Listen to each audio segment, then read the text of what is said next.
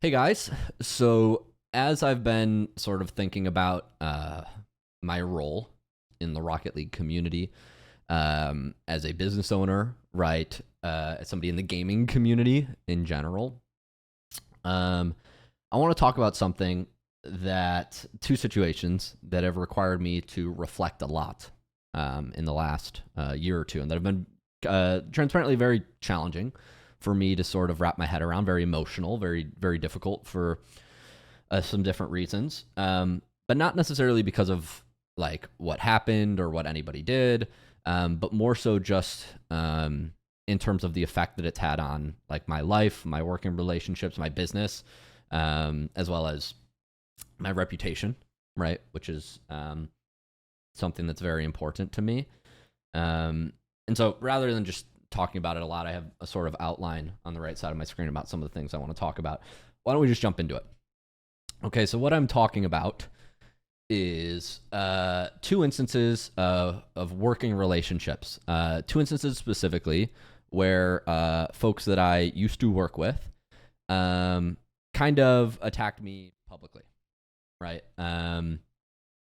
In this specific one, we had an instance where a team member somebody who I'd worked with for many years, kind of said I had been twisted, basically things, saying that I, was exploiting them, and these things. And then another where somebody it was more so just like he shouldn't be trusted. He's a good person, but maybe he's just kind of like more of like a subtle shade, right? And so in the first one, this was with somebody, and I was just going through the DMs, and I'm sharing this just as context for the full situation, and I'll explain my side. We'll obviously blur out things that I think are important to blur out of respect in these things. But in the first situation, the context leading up to all this is about last year, about a year-ish ago, I did a series of layoffs in my team. For those of you who don't know, we're a small team of 8 now. At our peak, we were about 17, 20. We did 40% layoffs, and then a few months later, we did another set of 40% layoffs. So many folks were affected. The majority of folks in the company, if you could do the math. And in this specific situation with the first person, they were affected in the second wave, and I let them know. Both of these folks were affected in the same wave. And I had said, hey, how are you doing? This is after, obviously, the termination, checking in. And I had basically gone back to this person. And after I had told them, hey, you no longer have a role on the team, I told this person and a few others, like, hey, I may come back to you in the future with different role based on what I can sort of swing. I need to kind of let the dust settle and see what happens after the series of layoffs, who's able to stay, who's able to go, and then I'll get back to you. And so I basically I was candid about this whole process with this person. I let them know. And here, you can obviously see the chat logs and you can pause at any point, but basically it resulted in me saying, hey, are you open to, potentially this offer? I said, are you interested? They said, yeah. I said, okay, here's a little bit more of me explaining it. Here's et cetera. And this was kind of the last we talked. This person was very upset, ended up being very hurt by the offer that I had made, and then basically just personally attacked me, just made a bunch of personal attacks about how I'm living my life, that they were offended by it, many things. I won't get into all of it. And then shortly after, made a post calling me a cancer publicly online, and basically slandering me and screenshotting a portion of the conversation, and just pretty much dunking on me, right? Just kind of running me over, right? So that was the first kind of instance. And I'm trying to give like a fair recount of this. Obviously, I'm gonna have biases because I'm the person here that is being called a cancer, right? But I'm trying to give a fair recount of this because this has been over a year since it happened, and I'm just trying to kind of document it for you so you have enough context to understand the situation. And so in this point, he effectively attacked me personally, made a bunch of personal attacks, dunked on me, then mobilized, Reddit to also dunk on me. He leaned into like a lot of things that, you know, were obviously very personal and kind of used that as things like that. And it is what it is. But that, you know, the funny thing about the response is one person's like, I don't think I've ever heard of this person. And then another person's like, the only things I've heard are bad. And that's honestly true, because on Reddit, generally the only things that people are saying on Reddit are bad, at least in my history. And I'll talk more about this in a second. But anyways, that was that. And then in the second case, there was a person who was also in this wave of layoffs, right? And that actually made a post like 9 months later, basically saying like, giving their recount of the working relationship with me, and was less aggressively like, you know, calling me a cancer, let's say, but just saying I'm a business owner, I don't care about the community, not kind of insinuating these things. He seemed like a good person at first, so like just kind of like a lot of sneak dissing. I say that, you know, just to kind of summarize quickly, and obviously you can freeze. And those were kind of those two situations, and I'll expand more on them. And this person, there's more things I could say, but I'll just leave it at that. I think that's fair. I don't want to drum up anything else. And I show that just to say, like, it affected me a lot. I'll be honest. Like, I'm not going to sugarcoat it. You know, this is something I've unfortunately had to deal with, having working relationships, going into Rocket League when it was at its peak, my channel blowing up in kind of 2022, 2023, experiencing a lot of success very fast, scaling up to 17 players, and then Rocket League kind of the tides pulling back, obviously viewership going down a little bit, but also just, you know, growth slowing over time in the business. And me confronting some of these things in definitely not the best way. But nobody's perfect. But also the way that these people behaved in this situation, no matter which way you spin it, based on what I did, whether you like me, whether you dislike me, they basically attacked me, right? And then they weaponized their followings. Both of these folks have you know, followings online or in our Rocket League community, and unleashed it on me specifically, right? And, you know, without, you know, having any other messages of, hey, I'm thinking of calling you a cancer on Reddit. I guess before you call somebody a cancer on Reddit, you don't ask if they would like you to be called a cancer on Reddit. And in the other case, the last message that I had gotten from the other person was a legal threat, right? I had basically, and now we'll blur out the email, the details, but, you know, I terminated this person at the same time. And then I was giving them 3 months of severance, like they had negotiated on the way in, and respecting my end of the deal.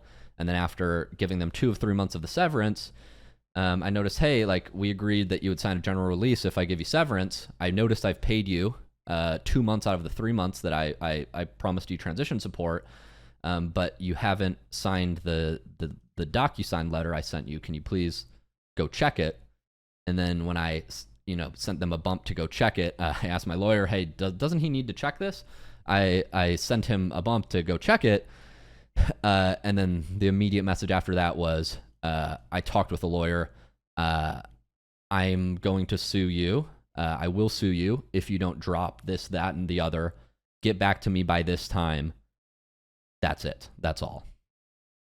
And it was clear to me in that situation that, I was upholding the end of my deal, of the deal that we made. Clearly them forgetting to sign the thing that we agreed they would sign. That wasn't unintentional, that was intentional. And when I confronted them about it, they basically just attacked me, tried to pressure me with the timeline. And then at that point I said, hey, I know I'm within my rights. And that was the last we talked. And then shortly after, they made that, several months after they made that post. And so I was like, oh, okay, I got what this person's intentions were. Got it. And so in both cases, I'm just showing you this to how I felt. I was acting in good faith with both of these folks, or at least trying to uphold my end of the deals and, act as if we were on the same team still. And in both of these cases, they kind of took it from what felt like, for me, 0 to 100, right? In terms of their reactions. And so I just kind of want to talk about what I learned from this, and a lesson that I'm applying. I was talking with a close friend trying to make sense of these situations. And so here's kind of what I'm learning about myself. Due to my childhood experiences, and we're not going to get into, trauma in this video. That's not the point of this video. Everybody has trauma. I'm not trying to say that mine is different, but just due to my experience and my upbringing, I've kind of had, I've noticed I have an avoidant attachment style. And I notice many gamers have the same avoidant attachment style. We often use games as like I know for me, when I was growing up, I often used games as like a self-soothing mechanism. I know a lot of gamers can relate, whether it's anxious attachment or avoidant attachment. And what I've learned about myself when it comes to avoidant attachment is what avoidant attachment looks like is you sort of see a problem, let's say in your life. It could be with a partner, a romantic relationship. It could be a business relationship, like in this sense, or a friendship of sorts, right? What the avoidant attachment style does is, instead of addressing the problems, because there's usually some in past history of when you address problems, things blow up and people don't act in good faith and it creates more problems, you push down the problems.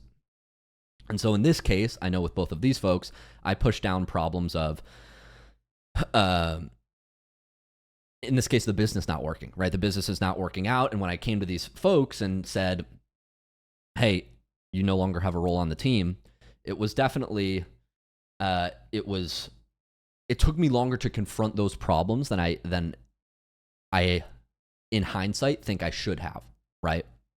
And I was also a first-time, business owner, and I am a first-time business owner, to give myself credit. So I've never grown a team to 17 and had to cut it back down to 8. But I feel like I had information to make that decision sooner. And the reason I wasn't is because of that kind of not wanting to confront issues. And so even like maybe you've been in a situation, something is, what I have written down here, something's clearly not working, but you're the type of person who will kind of not address it and hope it just kind of resolves itself, right?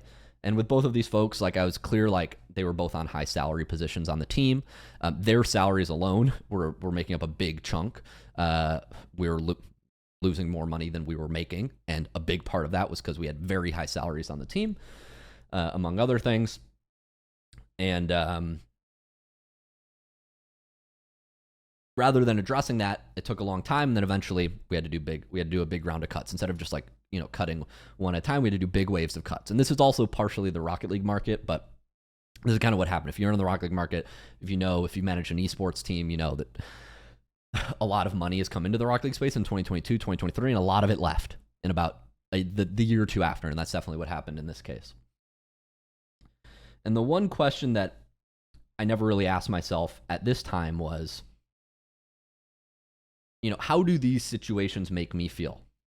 And how do I, and this has been really tough for me to manage over the last year or two, and I'm not saying this for pity, but just so I can think, how do I handle these situations in the forward so that there's the best chance that this doesn't happen again, right? Because me getting slandered publicly, them having animosity towards me is not something I want. Me holding this, at first it was anger, then grief, then regret, then, all these things is not healthy, right? It's not good. But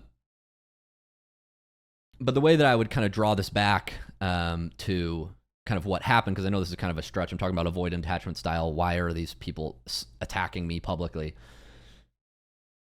Is because when you don't address something, right?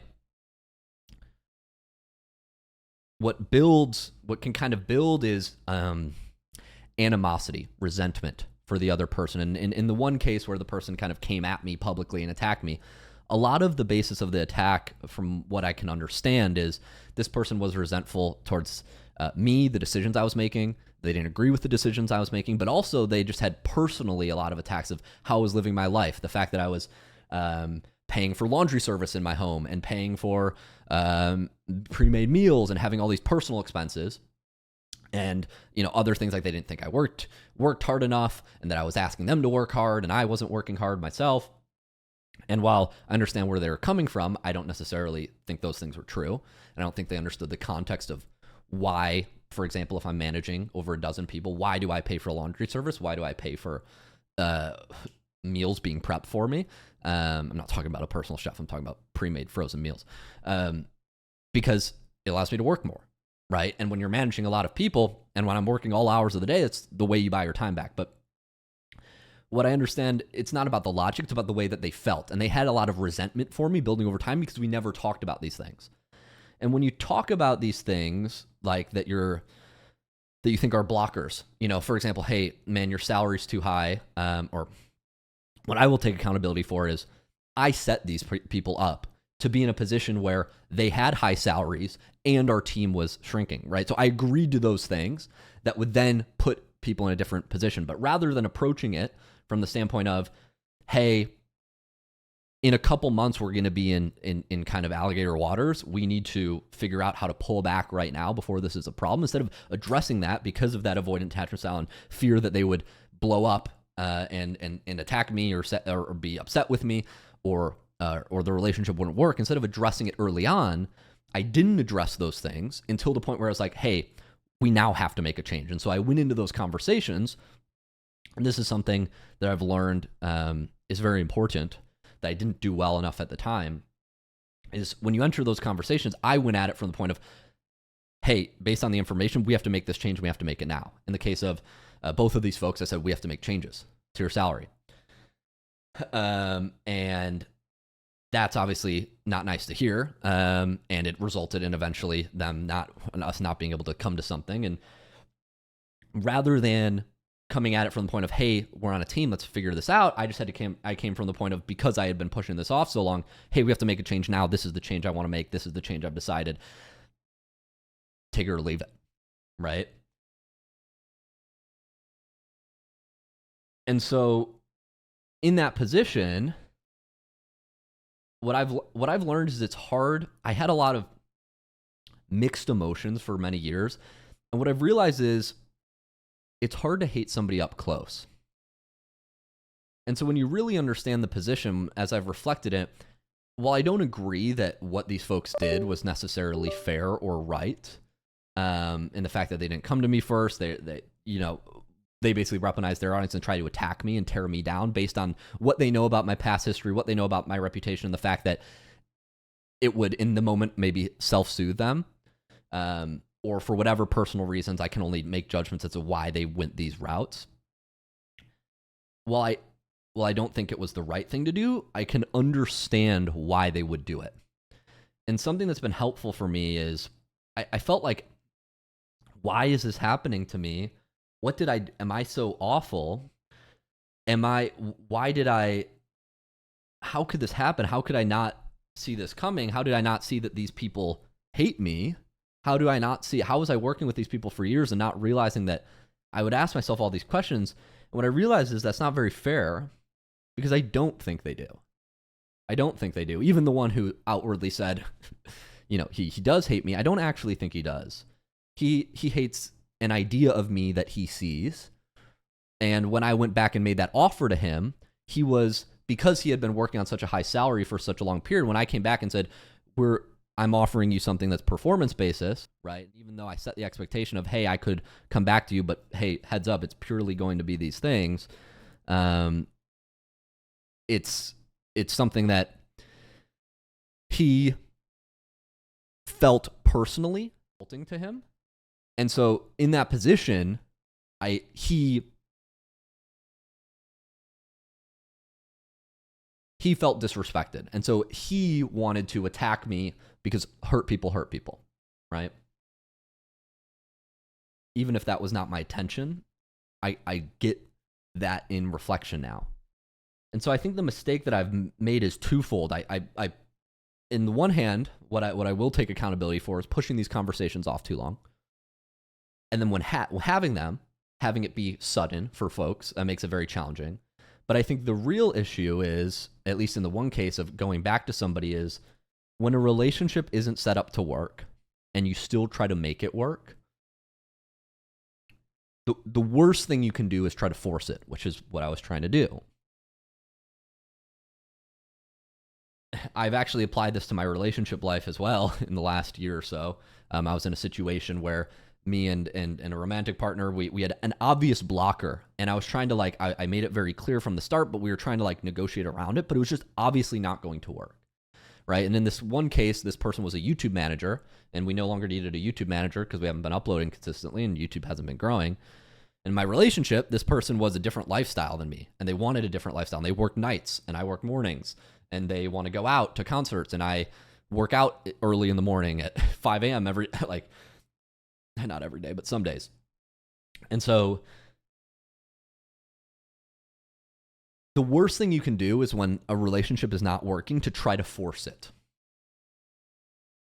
And since I've gotten out of that relationship, I'm now entering one that is more healthy for me. And in my business, I've done that as well with somebody who, there were conflicts with both of these folks because I work 7 days a week, and there was some resentment around that. And now I work with my business partner. He also works 7 days a week.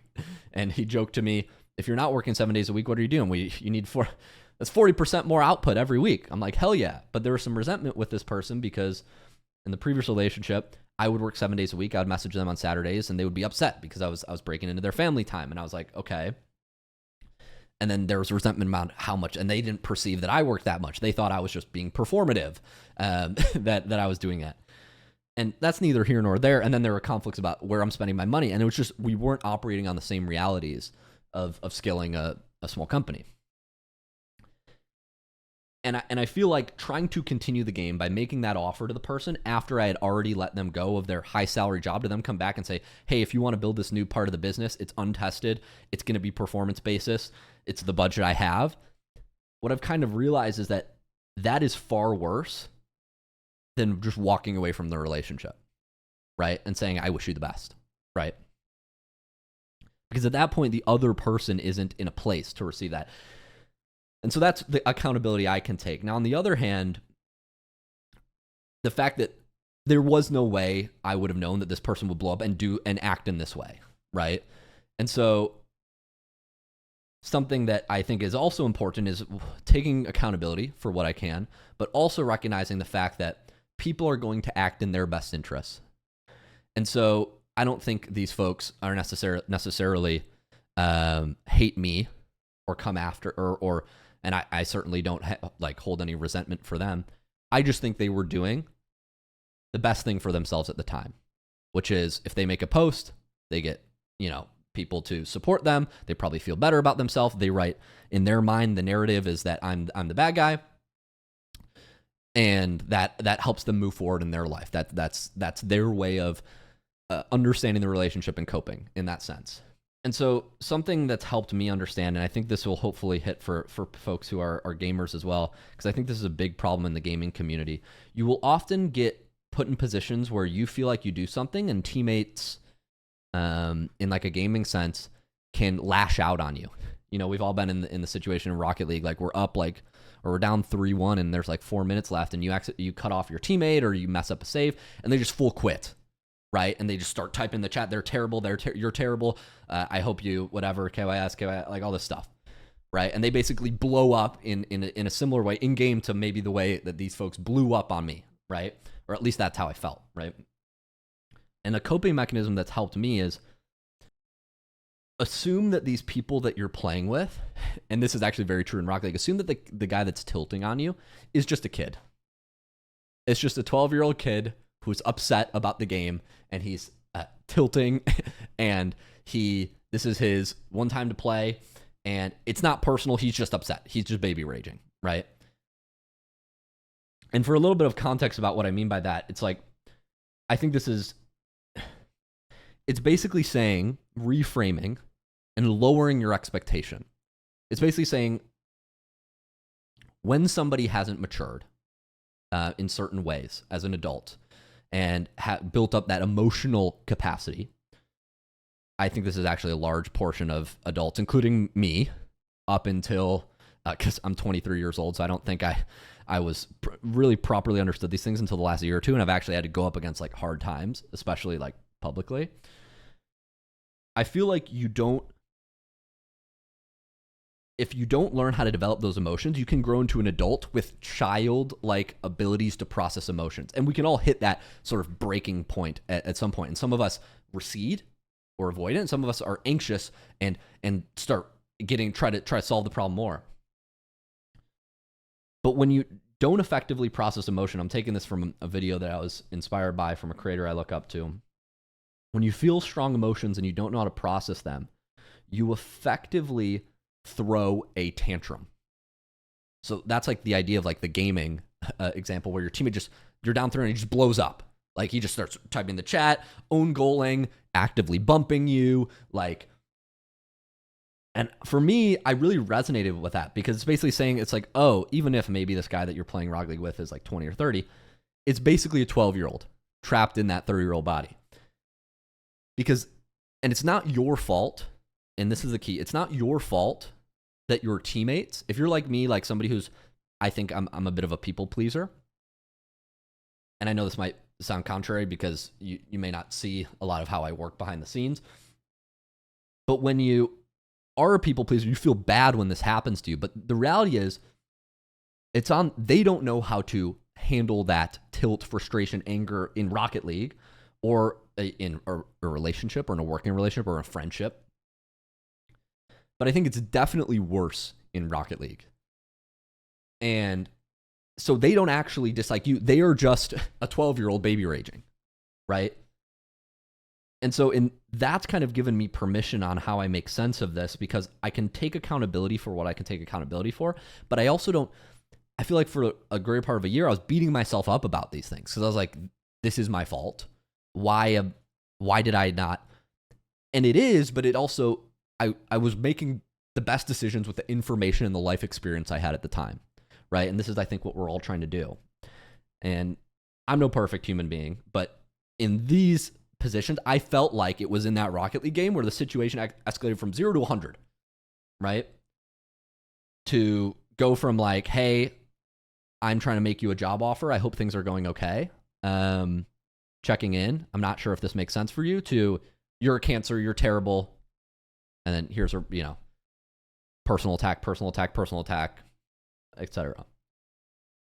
That's why I like the analogy of like imagining it's the person on the other side is just a child acting in their best interest.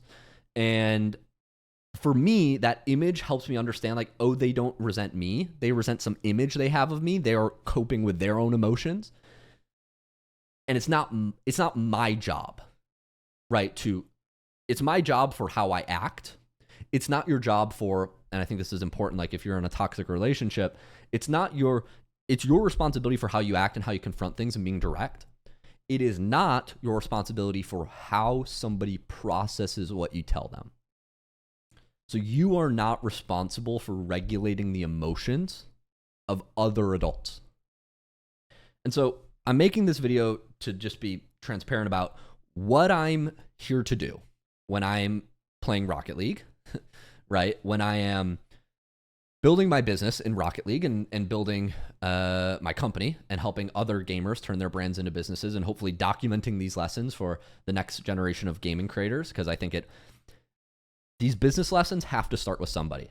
And I think one of the reasons folks are so resistant to getting into the gaming industry, I've just had so much pain around this, and I've talked with other gamers in other industries and helping them, kind of learn from these mistakes, is it's very difficult to handle these working relationships in the gaming industry because many folks in the gaming industry, I think, struggle with this. Like as gamers, struggle with emotional regulation. That's why a lot of people play games. Like it is their emotional regulation. So when you work with people in the gaming industry, you can in some cases work with people who don't have the best coping mechanisms and who kind of outburst and who do things like this, right? And it makes existing in the gaming industry as a business owner just very frustrating, right? And I've talked with other gaming business owners about this, but like whether you're running coaching, whether you're running an esports team, like it's very difficult to exist in this space because, the esports, the gamers are often like kids, literal kids, right? And if you're trying to work with editors or other people in the scene, like it is often generally young folks who don't have these emotional regulation mechanisms. And so, and like I said, I've been a kid growing up in the industry, so I've made mistakes publicly, but you're generally working with people who make mistakes publicly, but also who don't take accountability, right? And so that's the key difference. And so what I'm trying to say is, when I am building a business in gaming, it is very important to me. I'm not going to be perfect. And we all make mistakes. Mistakes happen. But I am doing my best with the information I have available to build a business and to keep a business alive in gaming that is good for the team, that is good for the business, and that is also good for the community. And if any of those three things are missing, if it's good for the community, good for the business, but the team is unhappy, it's a bad business. If it's good for the business and it's good for the team, but it's bad for the community, it's a bad business. And equally, if it's good for the community and it's good for the team members, right, the employees, but the business itself is not profitable, it's bad for whoever's funding it, it's also not a good business. And I know this is where I've clashed with folks in the past, but I want to be very clear that my goal is all three. I want to make money, I want to help students, and I want to create jobs that are sustainable, right, that exist in this industry.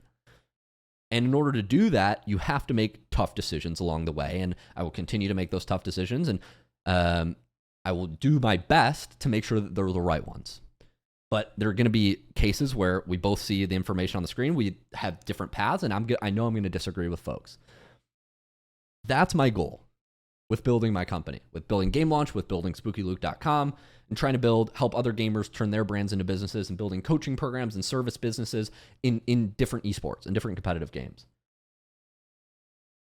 That's my goal. But one thing I know is that accountability and making a video, discussing it, it only goes so far, right? And actions and how you take the information, take the learning and apply it in the future so that these situations don't happen again, or you minimize the chance, obviously. That's what matters. And so I'm documenting this because I know there is a next generation of gamers, and I talk with them who are going to be coming up, who are going to gain popularity. They're going to be future esports. They're going to be people building businesses in this space, and who are going to walk into these same traps, right? And who are going to stumble into the same mistakes that maybe I have made. And a saying that I've heard recently that I like is, if you're walking through a field and you're a guy who's walking through a field, and you step in a pile of dog shit, you're a guy who stepped in a pile of dog shit, right? But if you walk through the field, step in the pile of dog shit, come back and step in it again, stop stepping in the dog shit, right? Like, stop making the same mistakes. And I'm documenting this because I want to save those mistakes for you, hopefully teach my future self and make sense of the past, because I've made these mistakes in different ways, obviously. I like to not do it again and hopefully save you some of the pain too.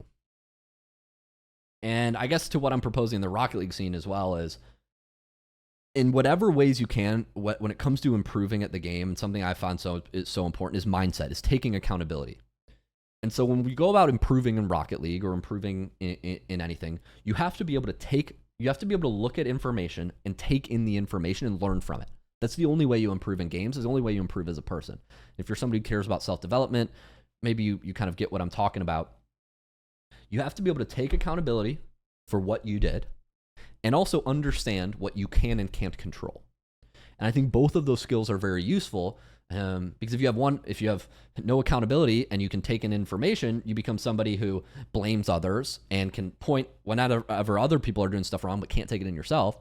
And if you're somebody that can only take accountability but can't understand when others are wrong or play a part, then you become this very sad person who's always down on yourself, who's always very hard on yourself, who can't move forward because they're stuck in the past. And so you have to have both. You have to have both. And so the conclusions from all of this are, my mission is to build a Rocket League business that the community, that people on the team, that me as a business owner find successful. So that means helping people learn. That means creating sustainable places that people can work, cool places that people can work, and also making money, because it has to do those things to exist. And I feel like people who I'm willing to be patient with and people who I'm willing to work with are people who I feel like are clearly on my same side or are on the same team and who believe in that. If they believe that all business is evil, right? And I understand this is going to be a very polarizing post, but I'm making it because I think it's important to show up authentically. And this is something I'm learning. I understand that when I say that, I'm going to polarize people, right? And if you believe in the Rocket League community, you believe in helping people coach, but you don't believe in making money as a business, and so you can't understand why it would potentially be hundreds of dollars for certain things. If you don't believe in that,